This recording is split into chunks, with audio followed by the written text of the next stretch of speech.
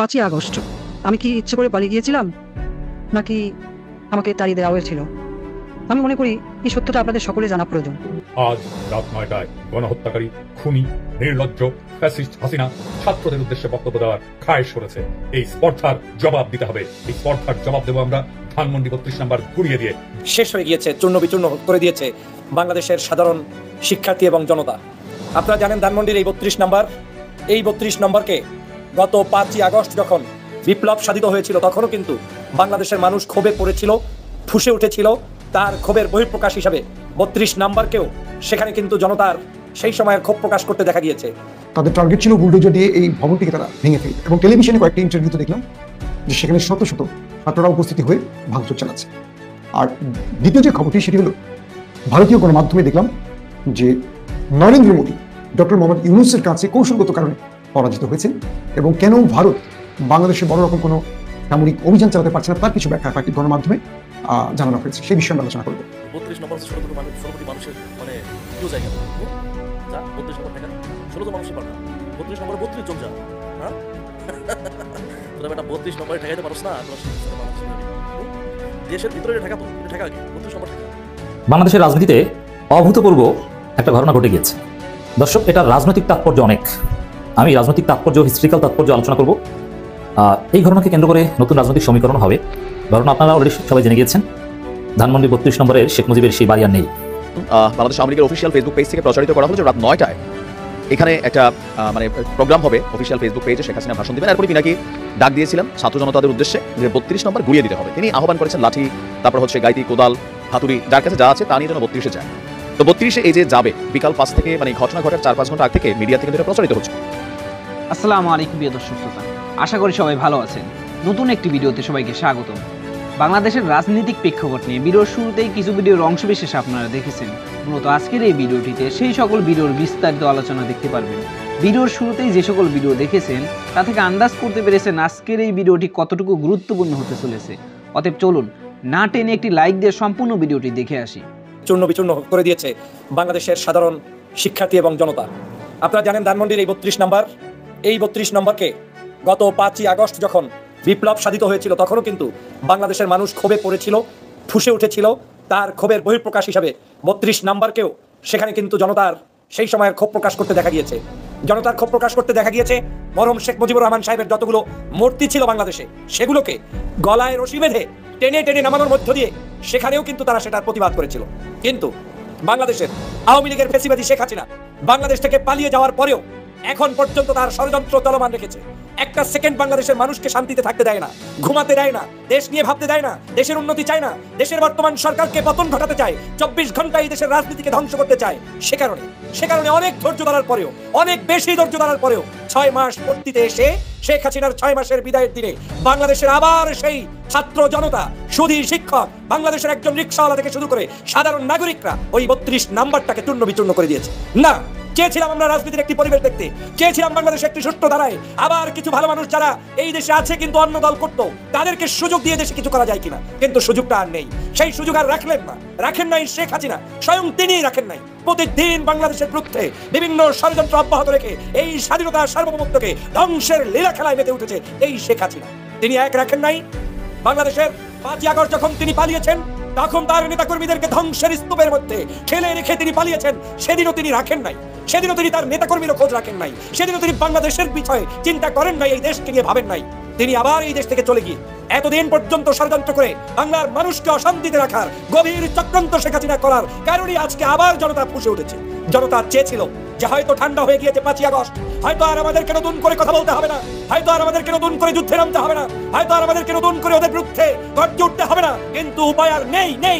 সব ধ্বংস করেছে সে কারণে, সব ধ্বংস করেছে শেখ হাসিনা, সব কিছু শেষ করে দিয়েছে শেখ হাসিনা। কত বড় দুঃসাহস! একজন খুনি বাংলাদেশের 2000 মানুষকে হত্যা করে ধ্বংস করে দিয়েছে দেশটাকে। একজন খুনি 50,000 মানুষকে পঙ্গু করে দিয়েছে, হাত নেই, পা নেই, চক্ষু নেই, কিচ্ছু নেই, তাদের এখন পর্যন্ত জীবন নেই। সেই অবস্থায় খুনি ভিডিওতে অডিওতে এসে লাইভ করতে চায়। কত বড় দুঃসাহস! কত বড় দুঃসাহস এই অভদ্র মহিলার! তিনি এই খুনি। আজকে একজন নিজে যে খুন করেছে, গুম করেছে, হত্যা করেছে, সেই নেত্রী বাংলাদেশে চট করে আবার প্রবেশ করতে চায়। কত বড় দুঃসাহস! ছাত্রলীগের ছেলেরা মিছিল করে, বিসিএস ক্যাডার হয়ে সরকারের বেতন খেয়ে সরকারের বিরুদ্ধে মিছিল করার দুঃসাহসিকতা দেখায়। আমরা আর পারছি না এই বোঝা আর টানতে, পারছি না আওয়ামী লীগকে নিয়ে আর চলতে, পারছি না শেখ হাসিনার এই দালালদেরকে নিয়ে আর বাংলাদেশে ঐক্যবদ্ধভাবে কোনো কিছু করতে। না, কোনো সুযোগ নেই। সুযোগ ধ্বংস করে দিয়েছে ওরা। এদেশের মানুষ, আওয়ামী লীগ বারবার বলেছিল যে শেখ হাসিনার বিদায় হলে 5 লক্ষ মানুষের জীবন শেষ হবে। এদেশের মানুষ একটা মানুষের জীবন শেষ করে নাই। ধৈর্যের পরিচয় দিয়েছে। তারা বারবার বলেছে শেষ হয়ে যাবে, সব শেষ হয়ে যাবে। তারপরেও আমরা এদেশের কারো উপরে আক্রমণ করি নাই। আমাদের বিরুদ্ধে মিথ্যাচার করা হয়েছে। আমাদের দেশের সংখ্যাগুরু বলতে কিছু নেই। আমরা সবাই ঐক্যবদ্ধ, হিন্দু মুসলমান ঐক্যবদ্ধ। কিন্তু 5 তারিখের পর থেকে আমরা দেখেছি প্রতিটা মুহূর্ত আমাদের দেশের মুসলমানদেরকে টার্গেট করে করে একটি গোষ্ঠী মিথ্যাচার চালিয়ে এই দেশে হিন্দু মুসলমানকে দাঙ্গা লাগাতে চেয়েছে। আমরা চেয়েছিলাম শান্তিতে থাকবো, আমরা চেয়েছিলাম ভদ্রভাবে থাকবো, আমরা চেয়েছিলাম ঐক্যবদ্ধ থাকবো, কিন্তু পারলাম না। সেই সময়ও ওই চিন্ময়দেরকে লিলিয়ে দিয়ে, উচকে দিয়ে বাংলাদেশে দাঙ্গা লাগানোর চেষ্টা করলো। আমার দেশের সেনাবাহিনীকে বিতর্কিত করতে তাদের গায়ে অ্যাসিড নিক্ষেপ করলো।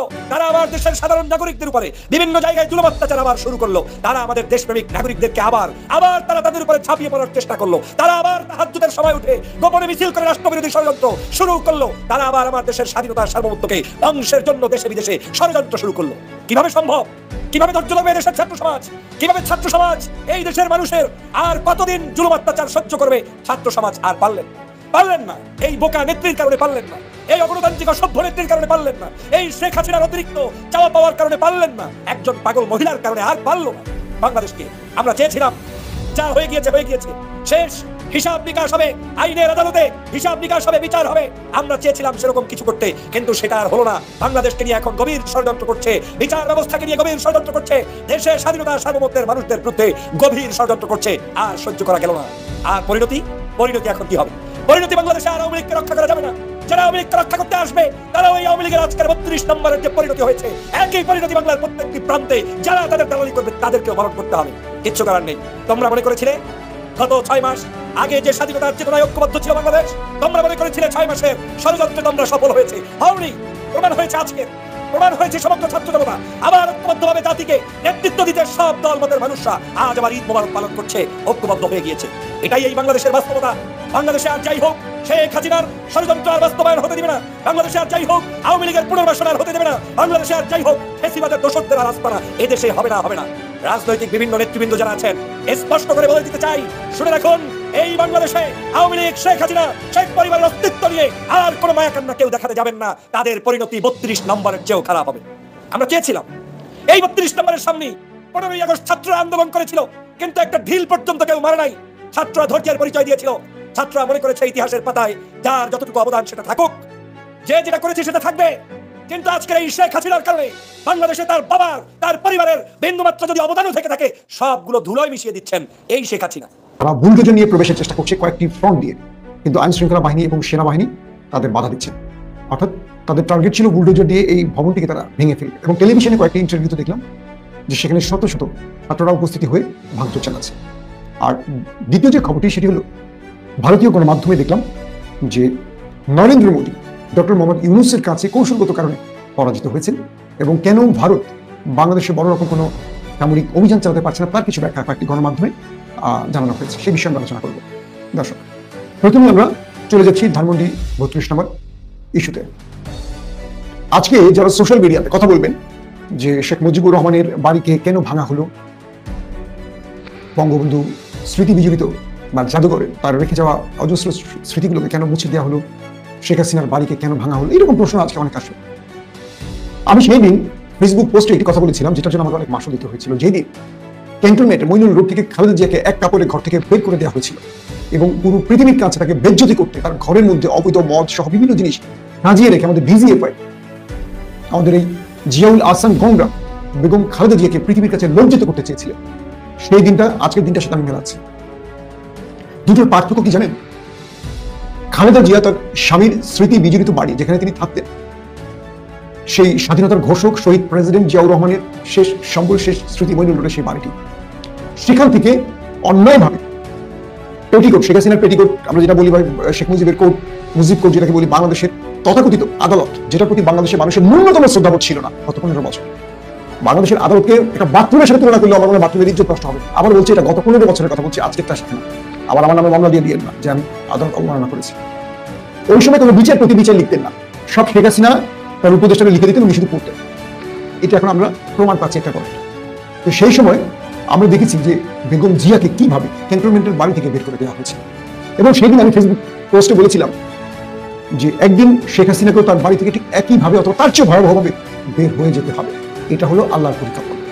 আজকে দেখেন 5 আগস্ট শেখ হাসিনা বা বঙ্গবন্ধু বা শেখ মুজিব তার বাড়িতে হামলা হয়েছে, ভাঙচুর চালানো হয়েছে, আগুন ধরানো হয়েছিল।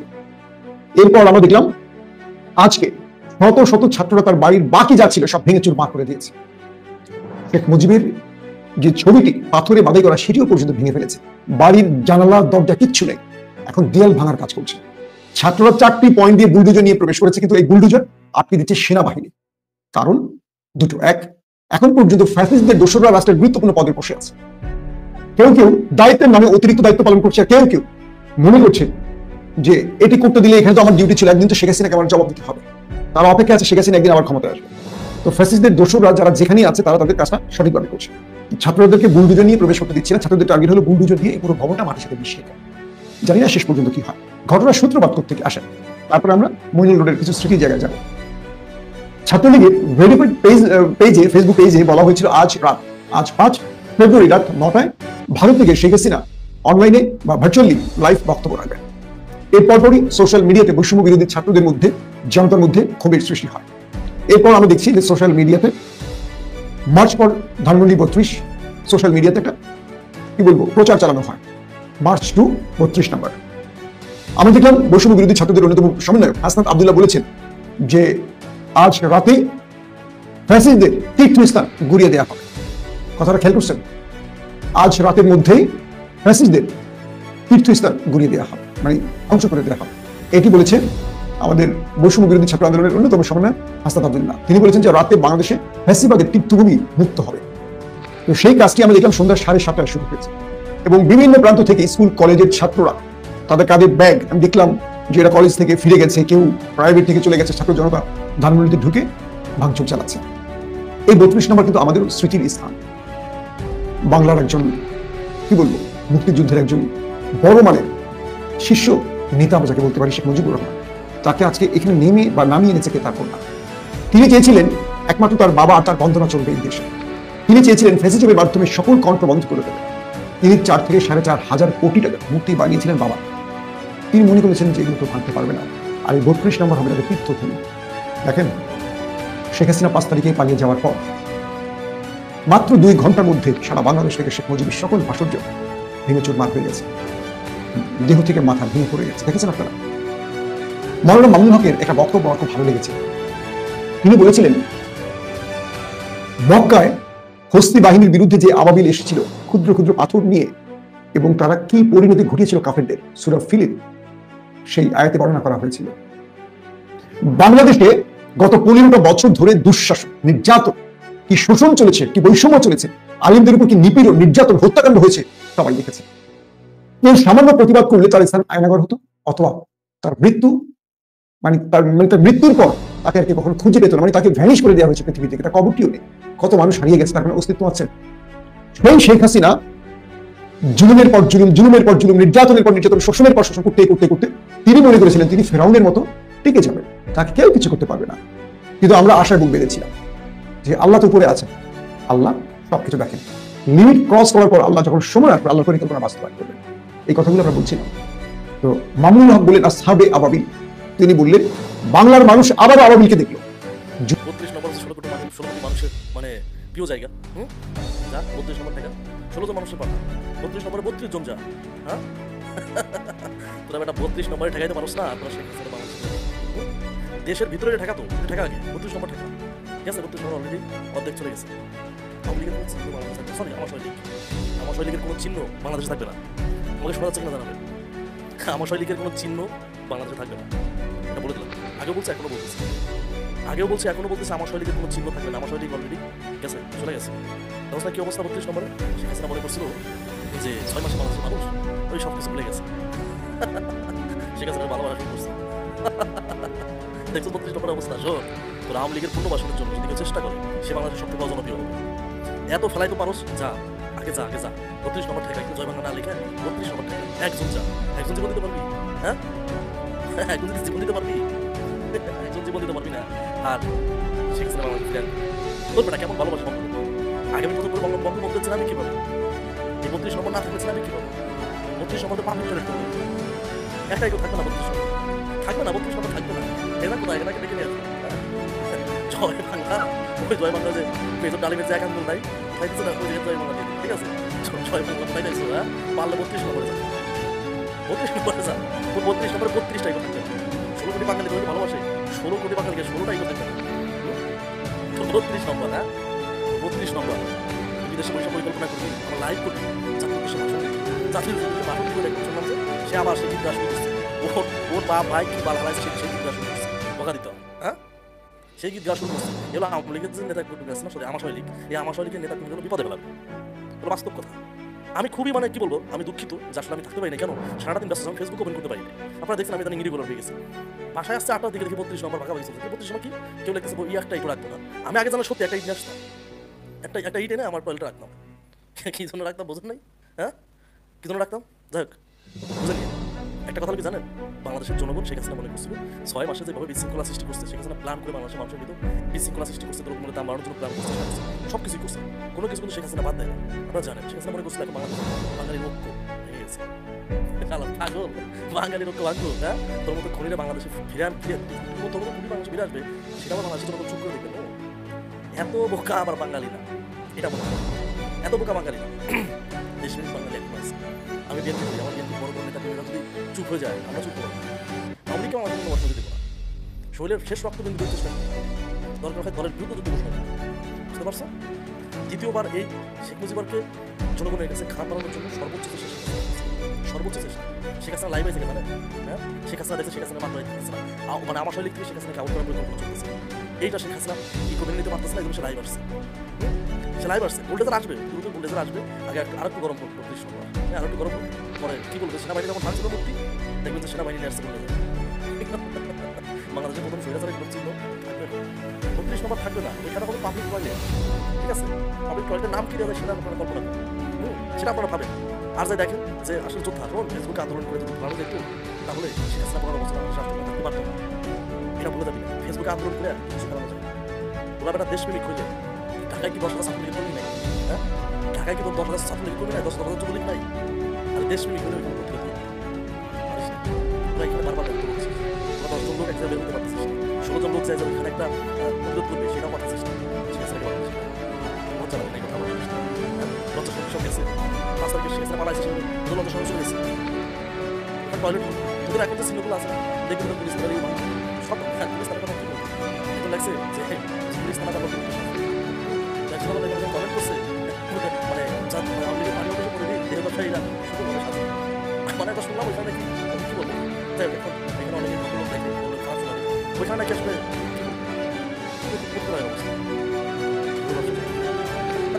ওটা চাই আওয়ামী লীগের কথা লজ্জা লাগে না, এই লজ্জা শোনা নাই, হ্যাঁ লজ্জা শোনা আমি জানি আল্লাহ মানুষের লজ্জা শোনা নিয়ে যায় বলে এই ভালো লজ্জা শোনা নেয়। এখন শেখ হাসিনার সামনে একটা অপশন আসছে, ঠিক আছে, যে শেখ হাসিনা এখন ওই যে ওর বাপের মুভি ভাঙছিল কিভাবে সেই মুভি বানানোর প্ল্যান করবে ইন্ডিয়াতে। মোদি এখন দেখেন ওই মুভি বানানোর প্ল্যান করে নাকি, যে বুলডোজার কিভাবে তার 32 নম্বর চালাইছে, কিভাবে ভাঙছে, হ্যাঁ দেখেন প্ল্যান করে নাকি ইন্ডিয়াতে বসে মোদির সাথে। আমার নিজেরই লজ্জা লাগতেছে ওদের কথা বলতে, সত্যি বলতেছি আমার নিজেরই লজ্জা লাগতেছে যে তোরা 6 মাসেও নিজেদের ভিতর সেই ঐক্যটা করতে পারিস নাই যে 32 নম্বর রক্ষা করবি, পারিস নাই। কিন্তু দেখ 6 মাসে বাঙালির ঐক্য ভাঙে না, ওরা চেষ্টা করছিল ঐক্য ভাঙবে, ঐক্য ভাঙতে পারে নাই, এই ঐক্য ভাঙবে না, সত্যি করে বলতেছি। বাংলাদেশে আওয়ামী লীগকে পুনর্বাসন কোনো দলই করতে দেবে না, বিএনপির একার সিদ্ধান্ত কিন্তু দল চলে না, কর্মীরা না আসে। বিএনপির বড় বড় নেতারা যে কথা বলছে কর্মীরা সেই কথা বলছে, কর্মীরা রাজপথে আওয়ামী লীগকে মানে রাজনীতিতে আওয়ামী লীগকে দেখতে চায়, সরি আমার শৈলীগকে বাংলাদেশে রাজনীতি করবে আমার শৈলীগ সেটা কর্মীরা দেখতে পারে, সহ্য করতে পারে, কর্মীদের বাইরে যেতে পারে, জামাতার কর্মীদের বাইরে যেতে পারে। আজকে আসলে আমি যদি জানতাম যে এত ভালো একটা নিউজ আমি পাবো 32 নম্বর উড়াই দিবে, তাহলে আমি আসলে সারাদিন ফ্রি থাকতাম, সারাদিন খুব ব্যস্ত ছিলাম, কথা বলার মতো এনার্জি নেই। এরপর নেক্সট টার্গেট কিছু করবো, ঠিক আছে, তোমার প্ল্যান করছিল না জিয়াউর রহমানের খবরটা উঠাই নিয়ে যাবো অন্য জায়গায়, এটা আমি রাজনীতি করছিলাম মনে আছে। তোমার বাপের খবর নিয়ে দ্রুত রাজনীতি শুরু হবে, দেখতে সবাই বলবে যে মুজিবের খবর নাই, দেখতে থাকো তোমার সামনে সুযোগ ছিল, বাংলাদেশের জনগণের কাছে একটু ভালো হওয়ার সুযোগ ছিল, সেই সুযোগটা নিজের হাতে নষ্ট করছে। বুঝছো, তোমার বুদ্ধি যে বুদ্ধি দিচ্ছে সেই বুদ্ধি নিজে চলছে। তোমার উচিত ছিল জাতির কাছে ক্ষমা চাও, ক্ষমা চেয়ে ঠিক করে দাও। তুমি কি করছো? চিনমারিতে গেম খেলছো, ব্যাটারা জেলে ঢুকে রাখছো, ব্যাটারা জামিন হতেছে না। তুমি কি করছো? তুমি বাংলাদেশের মানুষকে ষড়যন্ত্র করছো, এই ডোনাল্ড ট্রাম্পের ছবি নিয়ে রাজনীতি করছো, এটা করবা সেটা করবা, এরকম কথা বলছো, বলছো না? তার রেজাল্ট কি হয়েছে? 32 নম্বর যা একটু চিহ্ন ছিল সেগুলো থাকে শুরু করে দিয়েছে। যেমন পার্টি অফিস মানুষ টয়লেট করতেছে, দেখবেন 32 দুই দিনে দেখবেন 32 নম্বরের মানুষ মানে। আমি আশা করি সম্পূর্ণ ভিডিওটি দেখেছেন এবং বাংলাদেশের রাজনৈতিক প্রেক্ষাপট নিয়ে আপনার কি মতামত অবশ্যই কমেন্ট বক্সে জানিয়ে যাবেন। ভিডিওটি ভালো লেগে থাকলে শেয়ার করতে ভুলবেন না।